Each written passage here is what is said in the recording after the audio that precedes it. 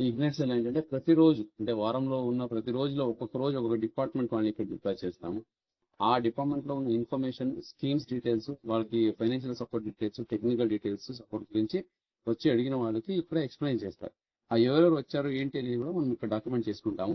వాళ్ళ mobile number, వాళ్ళ address, వాళ్ళ ఆసక్తి, ఇంట్రెస్ట్ ఏంటి అనేది చూసుకొని మనం డాక్యుమెంట్ చేసుకొని after 1 week again call back చేసి మీరు ఇలా వచ్చి అడిగారు కదా, దీని గురించి ఏమైనా మీకు ప్రోగ్రెస్ అయిందా, ఏమైనా ఇంకా పెట్టాలనుకుంటున్నారా, ఇంకా ఏమైనా ఇన్ఫర్మేషన్ కావాలా అని మళ్ళీ వాళ్ళతో క్రాస్ చెక్ చేస్తుంటాం. సో దీని ద్వారా ఏంటంటే మనం ఎన్టీఆర్ జిల్లాలో 1 ఫ్యామిలీ 1 ఎంటర్ప్రైజ్ కాన్సెప్ట్ అయితే ఉందో దాన్ని వెంటనే మనం సక్సెస్ చేసి ప్రతి ఒక్కరు ఒక ఎంటర్ప్రైనర్ లాగా ఎదగాలి. సో దీనికి ఆల్రెడీ సీఎం గారు టార్గెట్ ఇచ్చారు. 1 lakh ఎంటర్ప్రినర్స్ అని ఇచ్చారు ఎంటైర్ స్టేట్ లో. దాంట్లో మన జిల్లాకి దాదాపుగా 2500 మెంబర్స్ కి ఫస్ట్ చేయాలి. ఆ 2500 ఫ్యామిలీస్ కూడా వచ్చి ఇగ్నైట్ సెల్ లో వాళ్ళ ఇంట్రెస్ట్ బట్టి తెలుసుకున్నారు. కొంతమంది అగ్రికల్చర్ చేయాలని ఉంటుంది, కొంతమంది అనిమల్ హస్బెండరీ చేయాలని ఉంటుంది, కొంతమందికి ఇండస్ట్రీ చేయాలని ఉంటుంది, ఎంఎస్ఎంఈ చేయాలని, చిరు వ్యాపారాలు చేయాలని, ఇట్లాగా నానా రకాల ఇంట్రెస్ట్ ఉంటాయి. కాబట్టి వాళ్ళందరూ వచ్చి ఇక్కడ ఇగ్నైట్ సెల్ లో వాళ్ళ ఇన్ఫర్మేషన్ తీసుకొని ఏ ప్రకారంగా పెట్టుబడి పెట్టాలి, లోన్ ఎక్కడ పొందాలి, ఎంత సబ్సిడీ ఉంది, టెక్నికల్ ఇన్ఫర్మేషన్ ఎక్కడ దొరుకుతుంది, దీని గురించి ఇన్ఫర్మేషన్ తీసుకుంటూ వెళ్తున్నారు. సో నెక్స్ట్ రానున్న 1 or 2 months లో మనము ఏదైతే 2500 ఫస్ట్ బ్యాచ్ ఆఫ్ ఎంటర్ప్రినర్స్ ఉన్నారో వీళ్ళని కూడా మనం లాంచ్ చేయబోతున్నాం. సో ఇది కాకుండా ఈ రోజు చూసుకుంటే మనకు pollution control board ignite cell లో డ్యూటీ ఉంది. So pollution control board department నుంచి మన పొల్యూషన్ స్టేటస్ ఏంటి, మన జిల్లాలో అలాగే మన సిటీలో పొల్యూషన్ లెవెల్స్, ఇది మన కార్బన్ మోనాక్సైడ్ లెవెల్ అయితే, ఈ సల్ఫర్ డైఆక్సైడ్ లెవెల్ అయితేనేంటి, అలాగే ఈ పార్టికులేట్ మ్యాటర్ లెవెల్ అయితేనేంటి ఎంత ఉంది, దీనివల్ల ఆరోగ్య పరిస్థితి సమస్యలు ఏమొస్తాయి, అట్లాగే దీన్ని అరికట్టాలంటే మనం ఏమేమి తీసుకోవాలి, solid waste management, liquid waste management. Solid waste management లో మెయిన్ గా వస్తే పాలిథిన్, ఇది ప్లాస్టిక్ పొల్యూషన్. ప్లాస్టిక్ లో single use plastic already ban చేశారు. కానీ బ్యాన్ చేయగానే వచ్చే ఫస్ట్ క్వశ్చన్, సరే బ్యాన్ చేస్తే ప్రత్యామ్నాయాలు ఎక్కడ ఉన్నాయని. ఈ రోజు కనుక ఇగ్నైట్ సెల్ వచ్చి చూస్తే ఇక్కడ ప్రత్యామ్నాయాలు చాలా వరకు ఉన్నాయి మనకు. సో బయోడిగ్రేడబుల్ ప్లాస్టిక్ ఉంది, కార్న్ స్టార్చ్ నుంచి ప్లాస్టిక్ చేస్తున్నారు, అలాగే ఫ్రూట్స్ ఎక్స్ట్రాక్ట్ నుంచి ప్లాస్టిక్ చేస్తున్నారు. ఆ ఫ్రూట్స్ ఎక్స్ట్రాక్ట్ చేసిన ప్లాస్టిక్ లాగా కనిపించినా కూడా వితిన్ 2-3 months లో మట్టిలో కలిసి అది కంపోస్ట్ అయిపోతాం. సో ఈ ఇన్ఫర్మేషన్ కూడా వాళ్ళకి తెలియజేసి, ఈవెన్ షాప్ వాళ్ళకి అయితేనేది, పబ్లిక్ వాళ్ళకి అయితే ఇవన్నీ తెలియజేసి మనము పబ్లిక్ లో చైతన్యం తీసుకొస్తున్నాం. జిల్లాలో కూడా త్వరలోనే ఆల్రెడీ విజయవాడ కమిషనరేట్ పరిధిలో సింగిల్ యూజ్ ప్లాస్టిక్ బ్యాన్ చేశాము.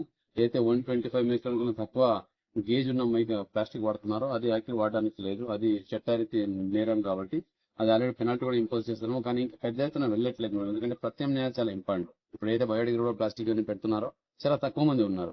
సో వీళ్ళకి మనం సపోర్ట్ చేస్తే ఎక్కువ మంది ఇలా బయోడిగ్రేడబుల్ ప్లాస్టిక్ అలాగే ఆల్టర్నేటివ్ వస్తువులు మ్యానుఫ్యాక్చర్ వచ్చిన తర్వాత మనం గట్టిగా వెళ్తాం ప్లాస్టిక్ బ్యాన్ మీద. అప్పుడు కంపల్సరీగా ఏ షాప్ వాడైనా, ఏ షాపింగ్ మాల్స్ వాడైనా, ఏ చిన్న షాప్స్ అయినా పర్వాలేదు, ప్లాస్టిక్ సింగిల్ యూజ్ ప్లాస్టిక్ వాడడానికి లేదు. మీరు ఏమైనా వాడాలంటే బయోడిగ్రేడబుల్ ప్లాస్టిక్ వాడండి, లేదంటే రీసైక్లబుల్ ప్లాస్టిక్ అంటే 125 మైక్రాన్ కన్నా ఎక్కువ థిక్నెస్ ఉన్న ప్లాస్టిక్ వాడినా కూడా సమస్య లేదు, కానీ రీజనబుల్ ప్లాస్టిక్ వాడదు. సో ఈ ఇంపోజిషన్ కూడా మనం చేస్తున్నాం. ఇప్పటికే చూసుకుంటే విఎంసీ పరిధిలో plastic single use plastic ban చేసి ఎవరైనా వాడుతుంటే ఆల్రెడీ వాళ్ళకి అంటే first time, second time, third time. So first time ఒక 500 rupees to 1000 penalty, second time 5000, third time ఇంకా షాప్ క్లోజ్ చేసే పరిస్థితి కూడా ఉంటుంది.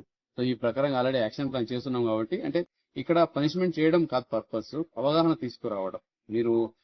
మీరు యూజ్ చేసే ప్లాస్టిక్ ఏదో వేరే వాళ్ళకి తగులుతుంది కాదు, అది ప్రమాదం మనకు కూడా ప్రతి ఒక్కరికి ఉంటుంది. సో కాబట్టి ఆహారంలో, ఫుడ్ సైకిల్లో కూడా ప్లాస్టిక్, ఈ రోజు తల్లి పాలలో కూడా ప్లాస్టిక్ కణాలు కనిపిస్తున్నాయంటే అందరికీ ప్రమాదం అది. కాబట్టి ఎంత త్వరగా మనం ప్లాస్టిక్ మానేసి ప్రకృతిదత్తంగా వచ్చిన న్యాచురల్ ప్రొడక్ట్స్ ని వాడతాము, సో మన ఆరోగ్యం బాగుంటుంది. సో దీనికి ఇగ్నైట్ సెల్ ద్వారా కలెక్టరేట్ ద్వారా కూడా పబ్లిక్ కి, ప్రజలకి తెలియజేయడం ఏంటంటే, so please change our life style habits, mainly use of plastic depends on the dependability on the natural products. ఇవి పెరిగితే ఆరోగ్యం బాగుంటుంది. మనం ఈ మధ్య యోగా కూడా చేసుకున్నాము. సో అది కూడా యోగా ఎందుకు సీఎం గారు కానీ ప్రైమ్ మినిస్టర్ గారు అంతా ప్రమోట్ చేస్తున్నారంటే ఆరోగ్యంగా ఉండాలి, ఆనందంగా ఉండాలి. మనం ఆనందంగా ఉండాలంటే ఫుడ్ బాగుండాలి, మనకి వాడే వస్తువులు బాగుండాలి, అక్కడ ప్లాస్టిక్ తగ్గి ఉండాలి, మనం పీల్చే గాలి ప్యూర్ గా ఉండాలి, సాలిడ్ వేస్ట్ తగ్గాలి. కాబట్టి ప్రతి ఒక్కరు ఈ పర్యావరణ పరంగా ఆలోచించి పర్యావరణానికి హితమైన వస్తువులు వాడడం, పర్యావరణం కాపాడేలాగా మనం ముందుకు అడిగేస్తే మన చుట్టుపక్కల పరిసర ప్రాంతం బాగుంటుంది, వాతావరణం బాగుంటుంది, మన ఆరోగ్యం బాగుంటుంది, మన సమాజం, మన కుటుంబం, చివరికి మన ఆరోగ్యం కూడా బాగుంటుంది. కాబట్టి దయచేసి ప్రతి ఒక్కరు ఈ దిశలో ఆలోచించాలని కోరుతున్నాను. ప్రభుత్వ కార్యాలయంలో ఎటువంటి చర్యలు తీసుకుంటారు ప్లాస్టిక్ ముఖ్యంగా కలెక్టర్? ప్లాస్టిక్ వినియోగానికి అంటే కలెక్టరేట్ నుంచి స్టార్ట్ చేసాం. యాక్చువల్లీ ఇక్కడ ప్లాస్టిక్ నేను జాయిన్ అవ్వగానే వీళ్ళందరూ వాటర్ బాటిల్ అట్లాగే ప్లాస్టిక్ ప్లేట్ పెట్టేవాళ్ళు, ఇప్పుడు పేపర్ కప్ పెడుతున్నారు. అక్కడ మజ్జిగ వాటర్ ఇచ్చారు కూడా చూస్తే పేపర్ కప్ లో ఇస్తున్నారు. అంటే మార్పు స్టార్ట్ అయింది. వాడు 100% అన్ని ఆఫీసులు చేయండి అని చెప్పాను, కానీ ఇంకా కొన్ని ఆఫీసెస్ లో వాడుతున్నారంట plastic water bottle, plastic covers, plastic plates. అది క్రమేణంగా first actually we should lead by example. Offices లోనే త్వరలోనే అది ఇంప్లిమెంట్ చేస్తాము, అన్ని ఆఫీసులు ఎన్ఫోర్స్ కూడా చేయబోతున్నాము. స్వచ్ఛంద స్వర్ణాంధ్ర భాగం కూడా మనము ప్లాస్టిక్ రీసైకిల్ ఏంటి, అలాగే సర్క్యులర్ ఎకానమీ, అలాగే ప్లాస్టిక్ అవాయిడెన్స్ ఏంటి, సింగిల్ ప్లాస్టిక్ దాన్ని అన్ని ఇంప్లిమెంట్ చేశాము. కంపల్సరీగా ఎన్టీఆర్ జిల్లాని వీళ్ళంత త్వరగా ప్లాస్టిక్ ఫ్రీ జిల్లాగా తీర్చిదిద్దడానికి కూడా మనం కృషి చేస్తాం. అంటే పర్యావరణ పారిశ్రామికవేత్తలకి ఎటువంటి సబ్సిడీస్ ఇస్తున్నారు? టాటా ఇన్నోవేషన్ సెంటర్ పెడుతున్నారు కదా, దానికి ఇంకొక ఒకటి వీళ్ళకి ఏదైతే పర్యావరణ హితకరమైన వస్తువులు చేస్తున్నారో వీళ్ళకి ఇప్పుడు వచ్చిన ఇండస్ట్రియల్ పాలసీలు ఏదైతే ఉందో దాంట్లో స్టాండర్డ్ సబ్సిడీ అయితే ఆల్రెడీ ఉంది.